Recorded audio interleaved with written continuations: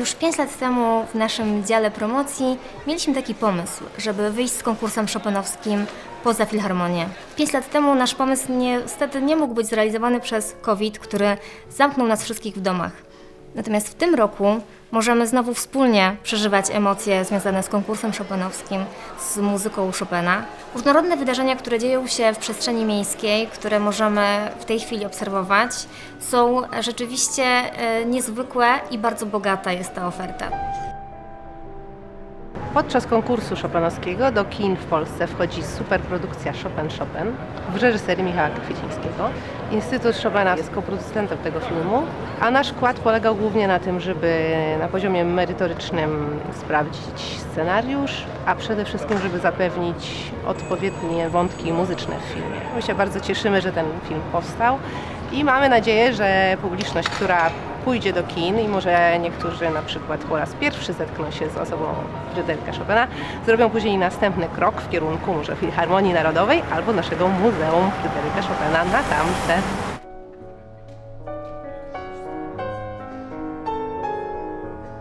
Bardzo nas cieszą wystawy związane z konkursem chopinowskim, które mają miejsce w Warszawie w tym roku. Jest to chociażby wystawa fotografii Wojciecha Grzęcińskiego w hali Koszyki.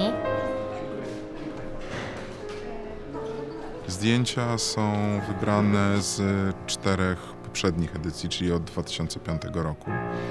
I tak naprawdę koncepcja wystawy jest, to jest taki opis konkursu na podstawie 4 edycji. Chcemy pokazać coś więcej, chcemy pokazać emocje, które towarzyszą temu konkursowi. Pewnego rodzaju atmosferę, która się buduje i narasta razem z biegiem przesłuchań. Żeby stworzyć pewnego rodzaju całość narracji opisującej to, co się właśnie dzieje tutaj w Filharmonii, ale nie tylko, bo to się dzieje poza Filharmonią, bo to jest jakiś taki stan umysłu, który opanowuje część osób. Takie fajne podniecenie wręcz. ASP we współpracy z nami zorganizowało konkurs na plakat konkursu chopinowskiego i wszystkie prace, które zostały zrobione na ten konkurs, są w tej chwili prezentowane na ASP. Jest to miejsce o tyle dla nas ważne, że znajduje się zaraz obok Bazyliki Świętego Krzyża, gdzie spoczywa serce Chopina, a także mieszkanie Chopina, w którym spędził swoje dzieciństwo.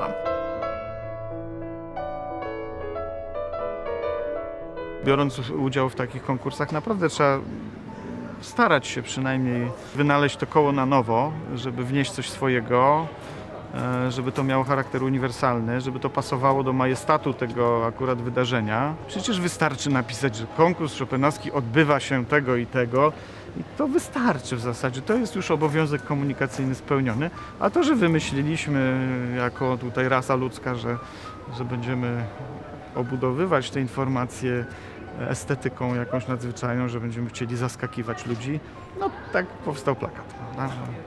A nie afisz, bo my to w języku polskim rozróżniamy. Znajdujemy się w kulisie sali koncertowej Nowa Miodowa. Tutaj mieści się przede wszystkim szkoła muzyczna. Ja tutaj na co dzień pełnię funkcję wicedyrektora i pedagoga. Wyszedłem z taką inicjatywą, żeby tutaj podczas konkursu organizować koncerty.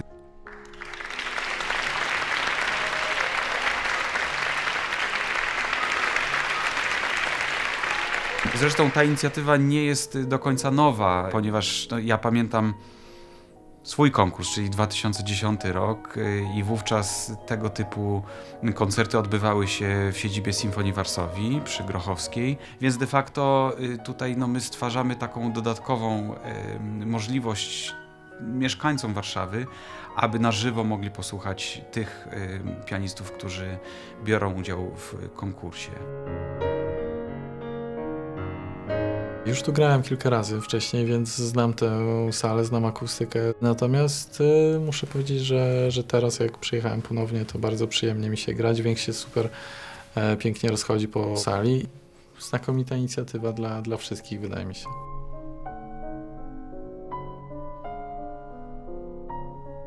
Mamy ogromną ofertę w restauracjach warszawskich, w barach, kuchni inspirowanej Fryderykiem Chopinem. Jesteśmy w mojej restauracji Nolita, w której przygotowujemy wspaniałe menu na finał konkursu chopinowskiego. Menu degustacyjne, które się będzie składało z polskich i francuskich potraw i akcentów, ale nie zapominamy o lekko orientalnej nucie z uwagi na to, że wielu uczestników przyjechało do nas z Azji. Chopin jadał w topowych francuskich restauracjach albo na prowincji. W związku z tym nasze menu też będzie takim troszeczkę lekkim połączeniem.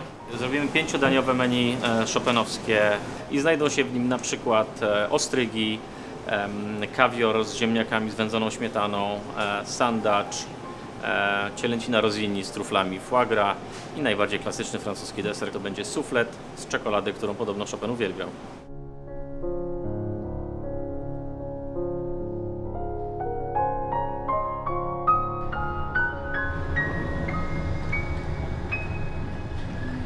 Sala Filharmonii pęka w szwach, konkurs wyprzedany jest w całości od ponad roku, dlatego jest wiele dodatkowych wydarzeń, które pozwalają spotkać Fryderyka Chopina także poza murami tego budynku, w którym toczą się konkursowe zmagania. I czy będzie to wystawa imersyjna w fabryce Norblina, czy będzie to możliwość słuchania cały czas w hali Koszyki, czy będzie to możliwość spotkania z Chopinem w bardzo różnych formach, w licznych warszawskich barach, także dla wytrawnych słuchaczy, czy wreszcie będą to piękne koncerty uczestników na tak zwanej Nowej Miodowej, czyli w szkole, która obecnie mieści się przy ulicy Rakowieckiej, czy wreszcie będzie to spotkanie z Chopinem w wersji Michała Kwiecińskiego i Eryka Kulma w kinie na filmie Chopin.